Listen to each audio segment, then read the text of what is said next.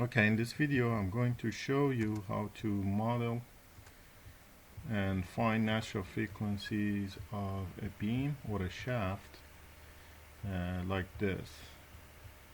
As you see in this figure, this shaft has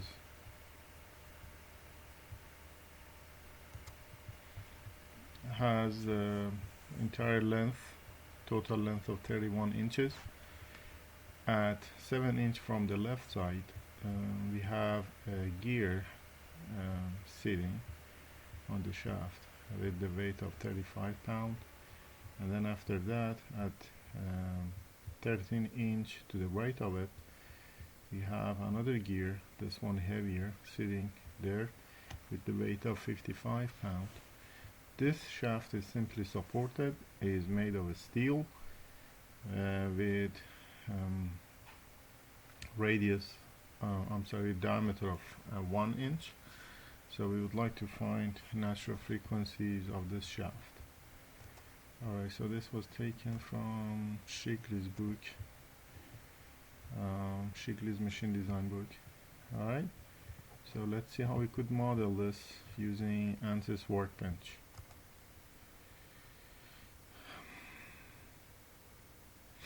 Okay, so we go here, open ANSYS Workbench, and then I'm going to double click on model analysis. Then the material is already defined as structural steel, so I'm not going to change that. So we have structural steel defined. Alright, so and then let's go to geometry. So I right click and I'm going to use design modeler to design the shaft. Alright, so let's see. We wait for design modeler to open.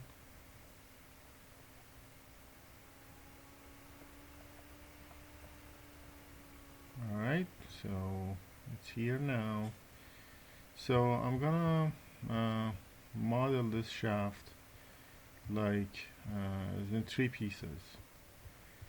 Piece 1 is gonna be like a line starting from the origin here going to the right.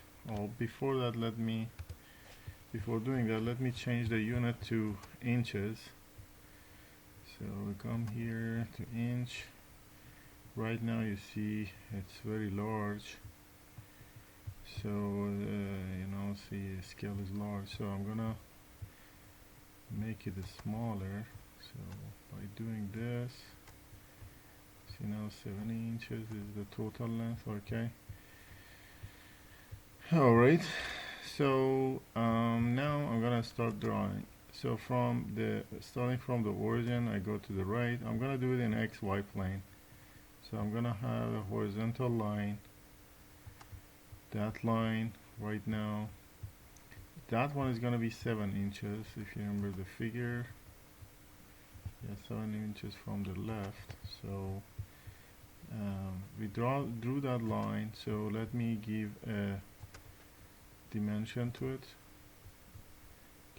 This is probably better. Alright, so this length is gonna be 7. If you like, you can go to the view, look at your shaft or your beam from front view. That's probably better view to use. So that's I'm gonna call this piece 1 sketch 1. I'm gonna define a line from this sketch 1. I wanna define line 1 using that. I'm gonna use the sketch 1 to do line 1. So this is gonna be my line 1, piece 1 of my shaft. You can, if you like, you can change the name here. See, if you like, you can come here, name it. But let's leave it line 1, and then we have line body. So line body is like a part I'm sorry, a body generated by that line, that's gonna need cross-section area. So for doing that, defining cross-section, you come here, define circular cross-section. You see radius is 1 inches, but for my problem, radius diameter was 1, radius is gonna be 0.5. And you see properties of that cross-section area here. Alright, so then you come here, line body. First body is gonna be, I'm gonna assign cross-section 1 to that line body. So now we have one body defined, using that line. So for the second piece, I'm gonna go to sketching again, but I want to make another sketch, and then for the second part. So to do that, to have the second sketch, you have to do this, click here, new sketch, and then I'm gonna start from here. So go to sketching, another line starting from here, going to the right, again horizontal line. Dimension of that one is, let's see, it's not big, I can't use this one, this is more powerful. So I pick these two. Alright, so that line, the second line was 13 inches. Right, we have 7, 13, and then the last one was 1. So let's fit everything here. So 7 and then 13. I'm gonna repeat same thing here. So I'm gonna define another line. So line from a sketch. This time I'm gonna pick sketch 2 and generate the line. Oh yeah, so I forgot to do something. I wanted to have that line 2 to be a second body, another body. I wanted that be separate body. To do that, we come here and then here change it from add material to add frozen. Then now if I say generate, I have two lines. Each of them are going to be a body, different bodies. For this line body 2, cross section again is going to be the same thing. So maybe we can rename it line body 1, line body 2, and I'm going to do the third piece now again with using a new sketch. So we go here, say sketch number 3, we go to sketching. So let's see, we can pan this a little bit to the right. Okay, so select this, another horizontal line. This time the length is gonna be C11. We had 7, 3, 7, 13, and then 11. So we have 3 lines. I can constrain, they are already horizontal, but if you want to make sure that they are horizontal, you can pick all of them, holding control.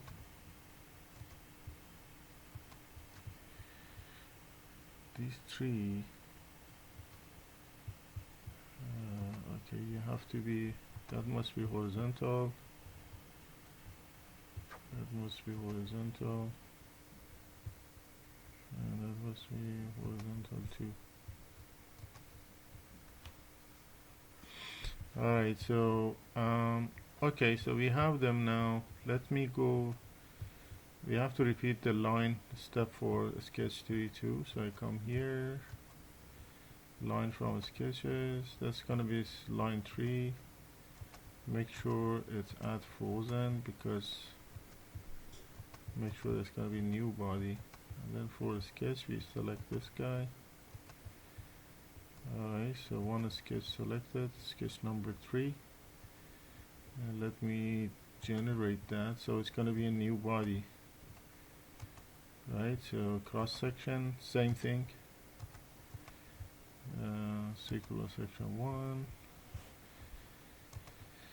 So let me name this guy line body number 3. Alright, so guys, now we have those 3 pieces of the shaft. Right now they are 3 bodies and 3 parts, right?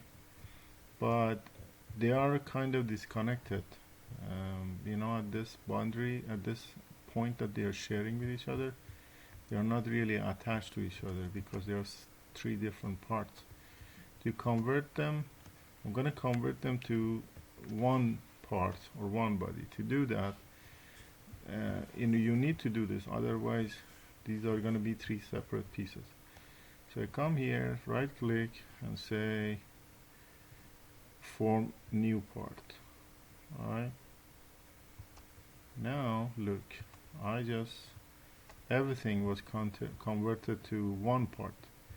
We had 3 parts, 3 bodies, but now I have 3 bodies but 1 part. These are connected. Alright, so we are good to go to modeling part. So I close this and I come here. We are gonna add the point masses here to the right location here under modeling. So we wait for it to open the modeling. So if you remember, we had 35 pound of mass here, 35 mass here, and then after that we are gonna model it, apply boundary condition and model. Alright, let's see. It's opening.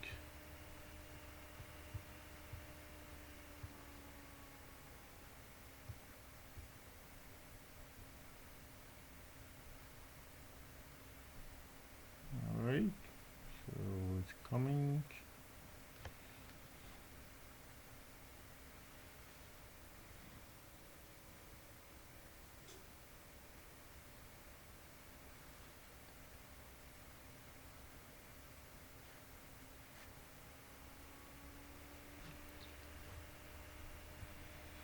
Alright, so we have everything imported. So look, we have one part, has 3 line bodies. The material is a structural steel. Cross section we have just 1. Yeah, alright, so now we want to mesh it, you know. So since we have 3 bodies, we can pick them separately and mesh them, you know, whatever size you want on each of them. So I want to right now have one element on each segment, on each piece. So I come here and then I say select all and then apply. Okay, let me see. We can do it this way. So geometry selection, you can come here, so pick these 3, hold control and then apply. Right now it's, you know, element size is 1.5, but I want to change this to number of divisions. So each segment or each body is gonna have just 1 element.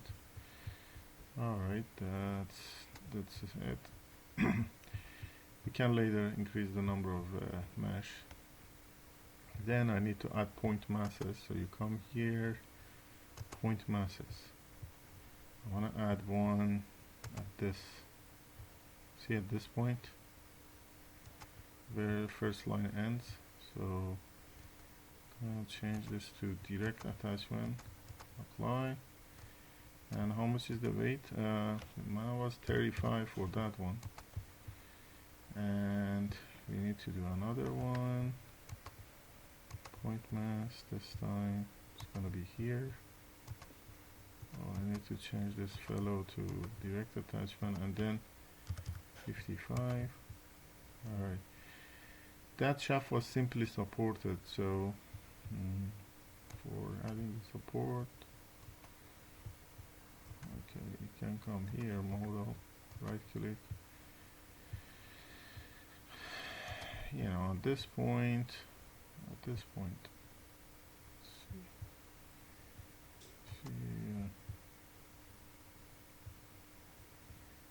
let me, yeah, okay. So at that point, the starting point, I'm gonna have 0, 0, 0, displacement 0, you know, all three directions, and then on the other one, well, basically it's gonna use simply supported. So look here, simply supported. Alright, so we are done. We should be able to do find frequencies, natural frequency. Right click here. I want to see mode shapes, and then if you want to see, you know, how it's pick how many mode shapes you want to find, you can come here, increase it. Right now it's like it's finding 6, but I set that to 10. So let's see what it does. Now we solve it. Alright, so we had just one element per piece. We look at the number, we can do convergence analysis. I mean, we can increase number of mesh, see how much a result change.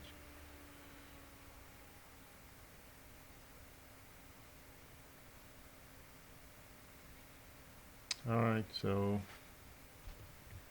see, this one is almost 0. This is like a rigid body motion, 0 frequency. First natural frequencies are 18.9. The second one, you know, these two are identical because of symmetry. If you wanna eliminate one of those, I mean the symmetry one, you can just constrain your shaft on XY plane. In other words, you can say just set Z0 for the entire beam, you know, so you go here, Z displacement, and then you pick, you know, the all edges, this one, and this one, then apply, and then so for Z you say Z0, then you're gonna see that those repeated ones are gonna be eliminated. Let's see what happens. Yeah, so we're not gonna get those identical ones. Yeah, you see those ones are eliminated. Now we have just one. So it's almost 19. The first one is slightly different from what we have in the book. The reason is the material property of the steel. Those results are going to be dependent on material property. So I mean density, both density and the modulus of elasticity. So that's gonna change the results. All right. So okay, you want to see the mold shapes? You come here. The first one is not the second one that I see here. Is the yeah. So this doesn't make sense. Let me see what is wrong here, because let me remove this. Look at the mold shapes.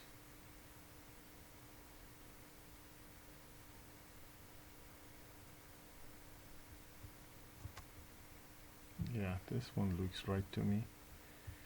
So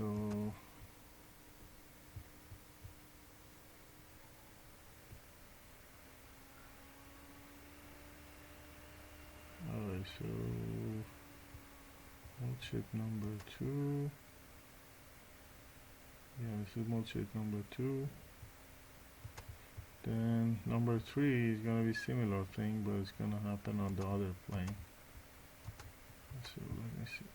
Yeah, you see it's the bending happens in other plane. Technically Alright, so if you want to see number 3, let me see that.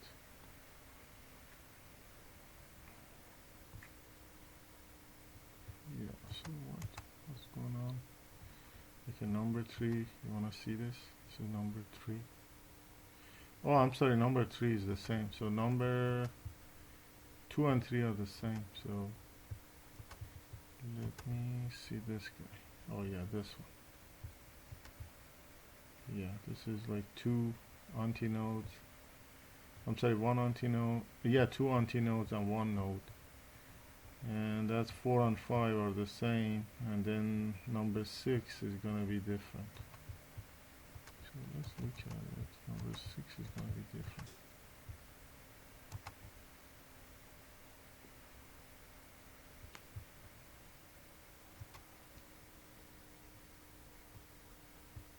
Number 6.